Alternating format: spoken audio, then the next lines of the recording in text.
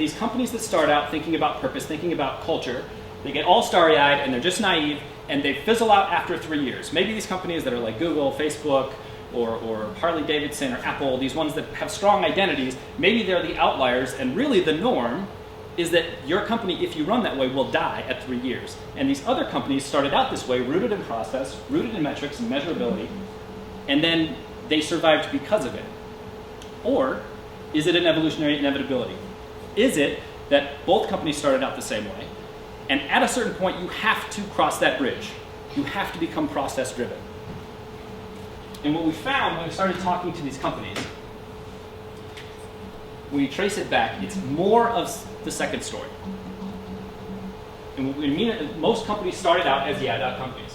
And when we talk to CEOs and founders and leadership groups, what we found is that when you start out in a company, the amount of time, this is going to be fun. I should replicate this all the time. So when you start out as a company, there's a lot of time and energy spent on your purpose. So with your purpose, that's not proposal, it's purpose. With your purpose, when you start out, you have to figure out what you're doing. That's the problem you're solving. That's why you set out to help people in the first place. You're serving people. Any business, at its core, yes, you hope to make money as an outcome, sure, but you started off to solve a problem.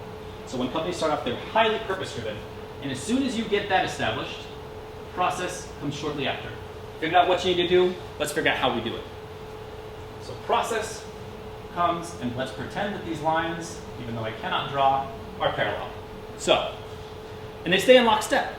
Because when you're a small company, when you've just started out, when you're so focused on your purpose, on serving your customers, on solving your problem, on helping people, everything you do, every process you build is in pursuit of that purpose. It's just natural.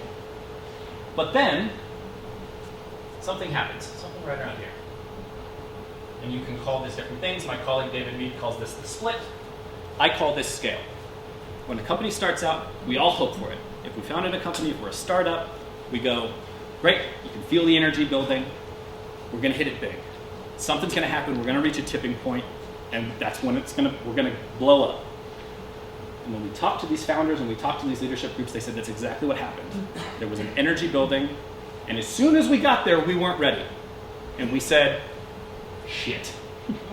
We don't have enough people, we don't have enough equipment, and it looks different in every industry. It could be, you think about Snapchat, where they go from 10 engineers to 150 engineers overnight. It could be something as simple as your local dry cleaner, where you go and suddenly you get a really good review on Yelp from an influencer, and now your business has tripled overnight, you can't handle the volume. Something, a singular event, forces a decision. I only have a limited time, I only have limited focus and energy. Do I focus on scaling up purpose, or do I focus on process? And what happens 9 times out of 10 is process wins. And it doesn't win because we have bad intentions, it doesn't win because we think purpose is bad, it wins because we think we know purpose and we're good. We do what we have to do to survive, so let's build processes, because let's face it, once we figured out how to do this, how to scale, we'll set it in place and it'll run itself, right? That's the purpose of scaling things. Let's build out this hiring pipeline, let's build out a progression system, let's figure out what our marketing scheme is, what's our voice on social media. We take days and weeks and months and we think, as soon as we set this, it's like a Ronco roaster. Set it and forget it. We'll put this rule in place, everyone will follow it, and we'll be fine. And then we can come back to doing the thing we're supposed to be doing. But what happens is once one process goes into place, we have to build another one to support it. And we have to build another one to support it. And another one to support it. And soon, we don't have time. We just said, I don't have time to focus on all this stuff. So things fall down your priority list. Things like purpose. And eventually what happens, after those cross, these that'd be nice companies, this is where we meet them. If we're lucky, this is where we meet them. But we forget, anyone who came into the company after this, their world is results and actions. All they know how to do is, I got hired to do a specific job that gets measured. These are the results I'm responsible for. All I get to do is think about the actions that I take to get there. Purpose is not my concern because my entire world has been this. if I was hired anywhere in here, purpose is kind of fuzzy for me. I may have heard it through the grapevine, but the people who were responsible at this point, the CEO level, the founders, anybody who is highly tenured, there's less of them, whether it's through attrition or they just decide to retire. And when we get to this point, purpose is fuzzy, and it seems like the ship is too far gone, the ship's too big to turn. And it's funny that we're having this talk right now because Harvard Business Review just published an article that talked about what they call the stall-out effect.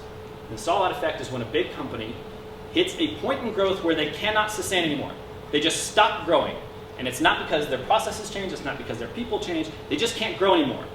And the number one thing that caused this stall-out effect in large businesses, they found out that it was over-complexity. Too much process. Process on process on process. And you know what the number one thing they said could right the ship? Rediscovering your mission, your purpose. There was 3 things as the first one that they said can reignite growth in your company.